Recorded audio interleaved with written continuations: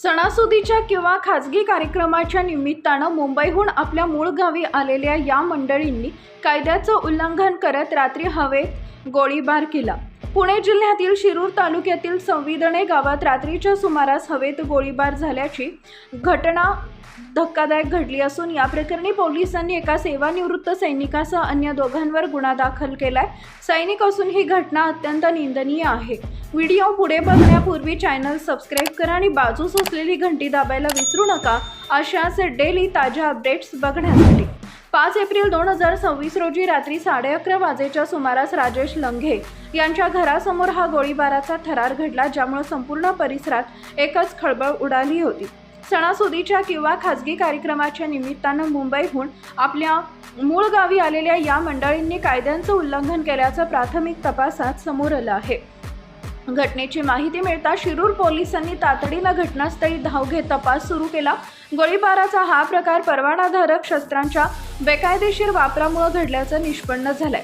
या प्रकरणातील मुख्य आरोपींमध्ये सेवानिवृत्त सैनिक विजय ज्योतिबा कसेकर राहणार भांडूप मुंबई, राजेश सावळेराम लंघे वय वर्ष 44 आणि स्वाती राजेश लंघे दोघेही राहणार भांडूप मुंबई मूळ राहणार संविदणे यांचा समावेश आहे। पोलीस चौकशीत असं समोर आलंय की विजय कसेकर यांच्याकडे परवानाधारक पिस्तूल असून त्यांनी ते बेकायदेशीरपणे राजेश आणि स्वाती लंघे यांच्याकडे सोपवलं होतं। कोणताही शस्त्र परवाना नसतानाही या दोघांनी ते पिस्तूल लोड करून हवेत गोळीबार केला।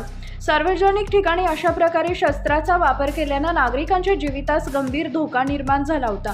एका जबाबदार सेवानिवृत्त सैनिकानं आपल्या शस्त्रांची सुरक्षितता न राखता ते इतरांच्या हातात दिल्यानं या घटनेचं गांभीर्य अधिकच वाढलंय। पोलिसांची धडक कारवाई आणि गुन्हा दाखल। या गंभीर प्रकरणाबाबत शिरूर पोलीस स्टेशनचे पोलीस उपनिरीक्षक गोविंद ज्ञानदेव खटिंग वय वर्ष 40 यांनी स्वतः फिर्याद दिली आहे। त्यांच्या फिर्यादीवरून पोलिसांनी भारतीय न्याय संहिता आणि विविध शस्त्र अधिनियमांच्या विविध कलमांवे तिघांविरुद्ध गुन्हा नोंदवलाय। पोलिसांनी दिलेल्या माहितीनुसार राजेश लंघे आणि स्वाती लंघे यांनी जाणीवपूर्वक आणि बेजबाबदारपणे हवेत गोळीबार करून परिसरात दहशत निर्माण करण्याचा प्रयत्न केला। निवृत्त सैनिकांना देखील आपल्या पदाच्या आणि शस्त्राच्या परवान्याची मर्यादा ओलांडून शस्त्र इतरांना हाताळायला दिल्यानं त्यांच्यावरही कठोर कारवाई करण्यात येत आहे।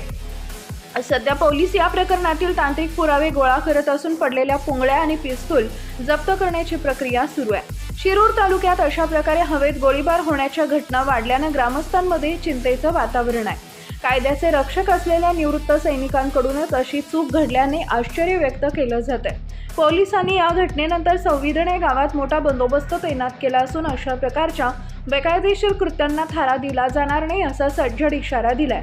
सध्या पोलीस उपनिरीक्षक गोविंद खटिंग हे या प्रकरणाला पुढील तपास करत असून आरोपींना लवकरच न्यायालयात हजर केलं जाणार आहे। परवानाधारक शस्त्र हे केवळ स्वसंरक्षणासाठी असते। त्याचा वापर हवेत गोळीबार करून शक्ती प्रदर्शन करण्यासाठी केल्यास परवाना रद्द करून कठोर कारावासाची शिक्षा होऊ शकते असं आवाहन पोलिसांकडून करण्यात आलं।